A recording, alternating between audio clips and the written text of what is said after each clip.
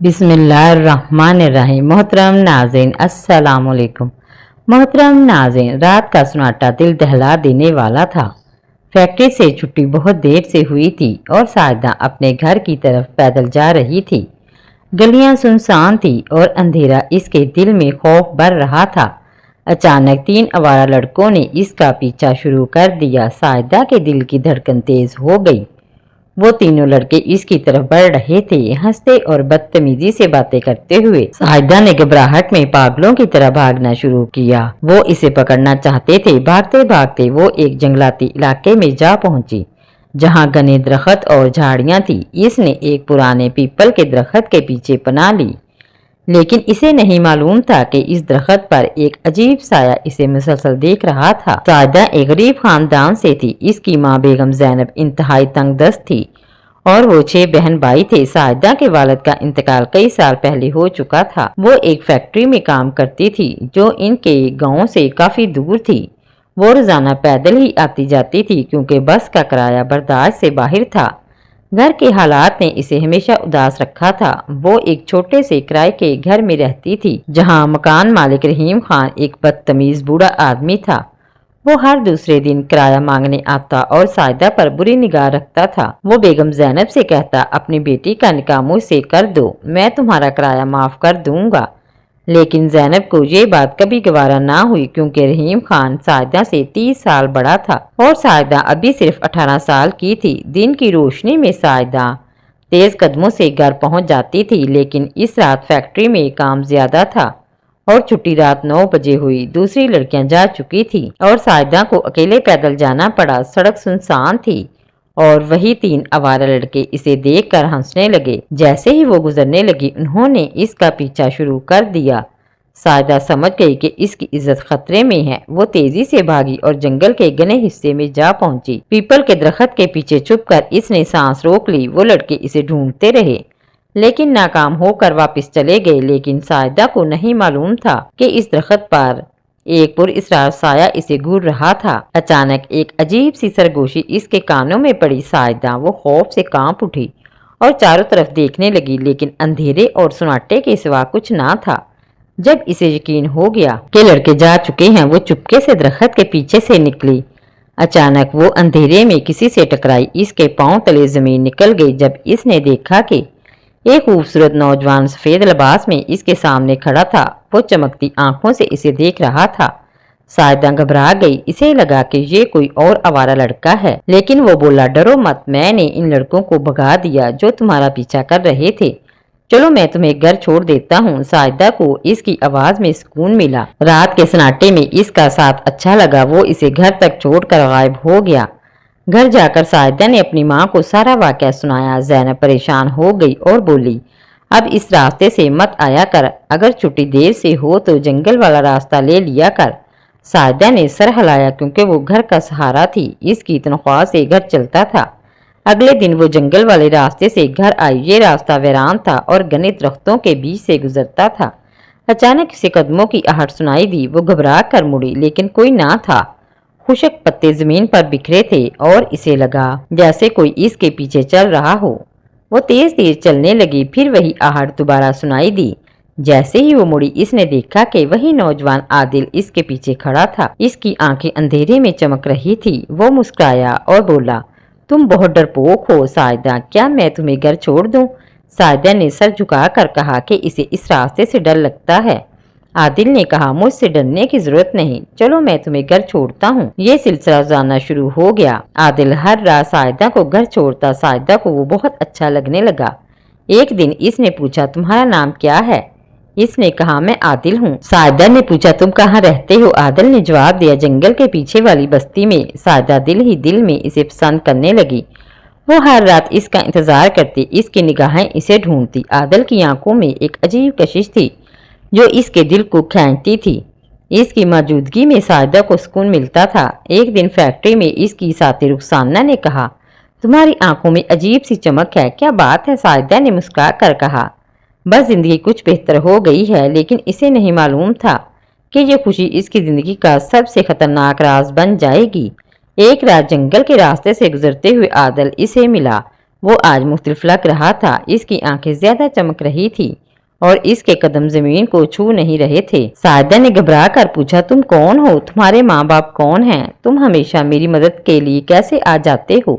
عادل نے مسکرا کر کہا، جلد ہی میں تمہیں سب بتاؤں گا، لیکن ایک راز بتاتا ہوں ساجدہ، میں تم سے محبت کرتا ہوں۔ ایک دن زینب نے کہا، تم آج کل دیر سے آتی ہو، خیریت ہے؟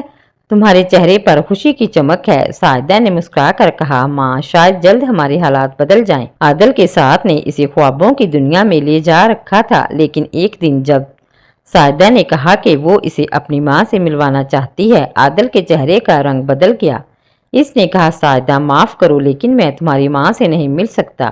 ساجدہ ناراض ہو گئی اور خاموشی سے گھر چلی گئی۔ اس کی آنکھوں کی چمک ماند پڑ گئی۔ اگلی رات جنگل کے راستے سے گزرتے ہوئے عادل نظر نہ آیا۔ ساجدہ بہت گھبرائی، اس کے قدم ڈگمگا رہے تھے۔ اچانک اسے آواز سنائی دی، ساجدہ رکو، میں تمہارا انتظار کر رہا ہوں۔ لیکن عادل نظر نہ آیا۔ جیسے ہی اس کے کاندھے پر کسی نے ہاتھ رکھا، وہ خوف سے اچھل پڑی۔ عادل اس کے سامنے کھڑا تھا، اس کی آنکھیں خوفناک چمک رہی تھی۔ ساجدہ نے اٹک اٹک کر پوچھا، تم کون ہو؟ اچانک کیسے آئے؟ عادل نے کہا، میں تمہیں اپنی حقیقت نہیں بتانا چاہتا تھا کیونکہ تم مجھ سے دور ہو جاؤ گی۔ میں انسان نہیں، ایک جن ہوں۔ میں تم سے محبت کرتا ہوں اور تمہیں اپنی دنیا میں لے جانا چاہتا ہوں۔ ساجدہ خوف سے کانپ اٹھی۔ اس نے پوچھا، اگر تم جن ہو تو یہاں کیا کر رہے ہو؟ عادل نے کہا، جب میں پیدا ہوا تو ایک جناتی عالم نے کہا تھا کہ مجھے ایک پاکیزہ لڑکی سے محبت ہوگی جس کا نام ساجدہ ہوگا۔ تم وہی ہو۔ ساجدہ کے پاؤں لڑکھڑا گئے۔ وہ چیخی، میں کسی کی چیز نہیں ہوں۔ عادل نے کہا، میں تم سے محبت کرتا ہوں اور تمہیں اس کی قیمت ادا کرنی ہوگی۔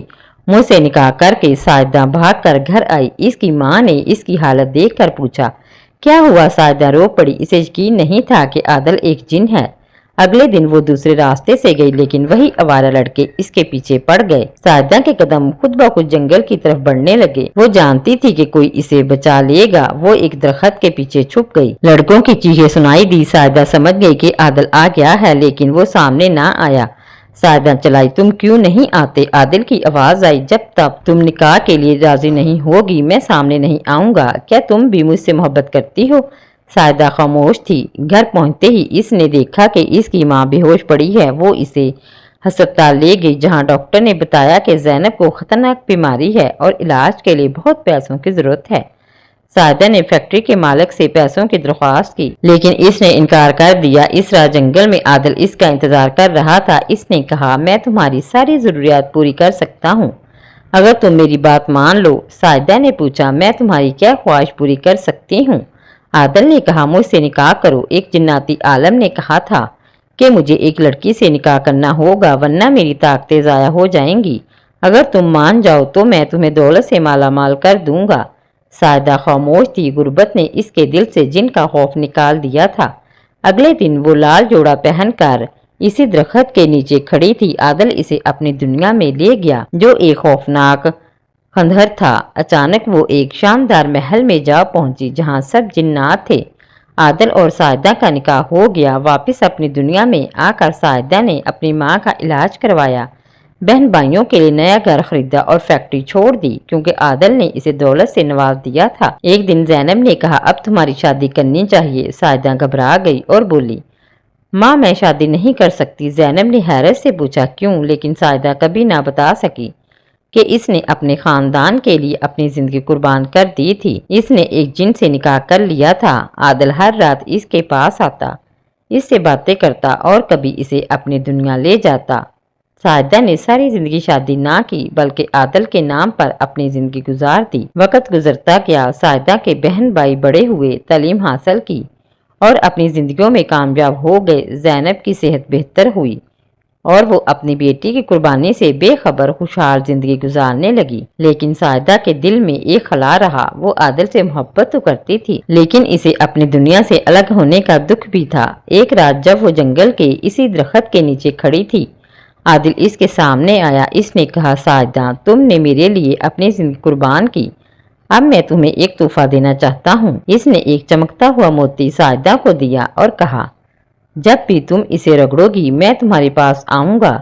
لیکن اب تم آزاد ہو، تم اپنی زندگی اپنی مرضی سے گزار سکتی ہو۔ ساجدہ نے موتی لے لیا لیکن اس نے کبھی اسے رگڑا نہیں۔ وہ عادل کی محبت اور اپنی قربانی کے بندھن میں بندھی رہی۔ وہ اپنے خاندان کی خوشیوں کو دیکھ کر مطمئن تھی، لیکن اس کی اپنی زندگی ہمیشہ اس جناتی محبت کی کہانی کا حصہ رہی۔ وہ اپنی دنیا اور عادل کی دنیا کے درمیان معلق رہی، ایک ایسی کہانی بن کر جو کبھی مکمل نہ ہوئی لیکن اس کے دل میں ہمیشہ زندہ رہی۔ محترم ناظرین، یہ تھی ہماری آج کی ویڈیو۔ اگر ویڈیو اچھی لگی ہو تو لائک اینڈ شیئر کیجیے اور مزید ایسی ویڈیو کے لیے میرا چینل سبسکرائب کریں اور بیل آئیکن کو پریس کر کے آل کا نوٹیفیکیشن آن کر لیں۔ شکریہ۔